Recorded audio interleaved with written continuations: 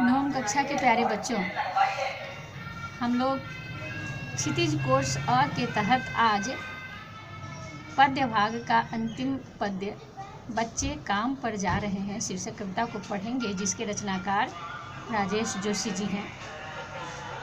जैसा कि हम लोग पूर्व में करते आए हैं, पहले थोड़ा सा रचनाकार का परिचय ले लें। राजेश जोशी जी का जन्म 1946 में मध्य प्रदेश के नरसिंह जिले में हुआ था। उन्होंने शिक्षा पूरी करने के बाद पत्रकारिता शुरू की और कुछ सालों तक अध्यापन किया।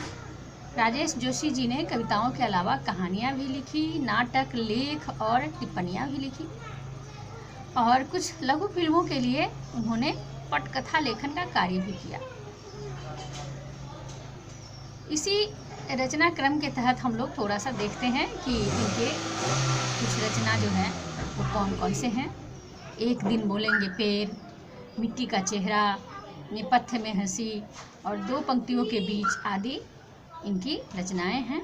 और पुरस्कार की जहाँ तक बात है तो माखनलाल चतुर्वेदी पुरस्कार, मध्य प्रदेश शासन का शिखर सम्मान और साहित्य अकादमी का पुरस्कार भी इनको मिल चुका है।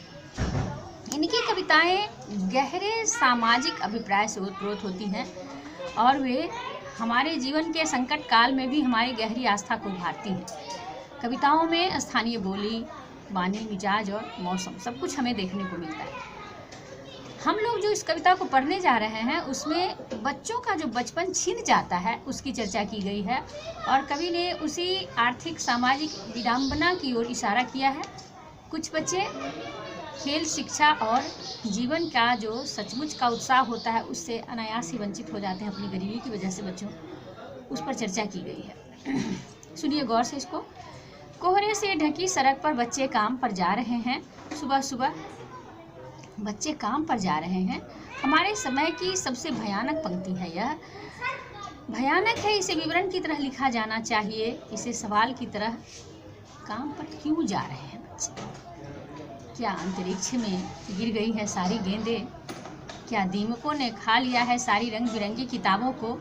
क्या काले पहाड़ के नीचे दब गए हैं सारे खिलौने? क्या किसी भूकंप में ढह गई हैं सारे मदरसों की इमारतें? क्या सारे मैदान, सारे बगीचे और घरों के आंगन खत्म हो गए हैं एकाएक? तो फिर बचा ही है क्या इस दुनिया में? कितना भयानक होता अगर ऐसा होता। भयानक है, लेकिन इससे भी ज़्यादा यह है कि सारी चीज़ें हस्ब मामूल, पर दुनिया की हजारों सड़कों से गुजरते हुए बच्चे, बहुत छोटे छोटे बच्चे काम कर जाते हैं। बच्चों, 14 वर्ष से कम उम्र की बच्चों से यदि कोई मेहनत का काम कराया जाता है तो इसे जुर्माना के तौर पर लोगों से वसूला जाता है, जो व्यक्ति काम करवाते हैं। बहुत सारी बातें हैं, लेकिन कानूनन सब कुछ होता कहाँ है। कोहरे से ढकी हुई सड़क है और उस पर जो बच्चे हैं, जो गरीब बच्चे हैं, वे काम करने जाते हैं। कवि इसलिए त्रस्त है क्योंकि वह देख रहा है कि बच्चे तो काम पर जा रहे हैं लेकिन लोगों को कोई फर्क नहीं पड़ रहा है, और कहते हैं कि क्या इन बच्चों के लिए जो खिलौने हैं वो खत्म हो गई है? अंतरिक्ष में इनकी गेंदें गिर गई हैं? क्या इनके लिए किताबों को दीमकों ने खा लिया है? सारी रंग बिरंगी किताबें जो बच्चों के लिए होती है वो इनके लिए कहाँ हैं? इनके खिलौने कहाँ हैं? भूकंप में मदरसों की इमारतें ढह गई है। अर्थात यहाँ आप देखिए कि कभी हिंदू और मुसलमान दोनों बच्चों के लिए पढ़ाई की ओर तत्पर होने की चाह रखता है। और फिर अगली पंक्ति में वो कहते हैं कि सारे बगीचे, घरों के आंगन खत्म हो गए। क्या बचा इस दुनिया में? बच्चा ही तो कल का भविष्य है। यही बच्चा तो कल का भविष्य बनेगा हमारे देश के लिए, समाज के लिए, गांव के लिए, शहर के लिए। वह अच्छी अच्छी चीज़ें, अच्छी विचारधाराएं लेकर आएगा। लेकिन सब कुछ अनवरत चलता आ रहा है, लोगों को कोई फर्क नहीं पड़ रहा है। इस बात से कभी अत्यधिक परेशान है और कहते हैं कि इन सब के बावजूद भी बच्चे काम पर जा ही रहे हैं। यह एक बहुत बड़ी विडंबना है हमारे समाज की और कवि चाहता है कि यह चीज़ खत्म हो। पूरी कविता का निचोड़ हमने बता दिया बच्चों।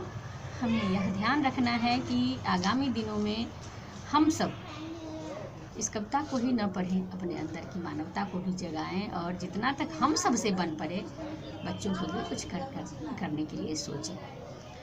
ध्यान से बच्चों वीडियो देखिएगा, सुनिएगा और इसका डिस्क्रिप्शन थोड़ा ध्यान से पढ़िएगा। हम थोड़ा सा विस्तार से उसमें कुछ डाल दिया करते हैं जो आपके लिए हितकारी होगा और आपके प्रश्नों के उत्तर के लिए भी।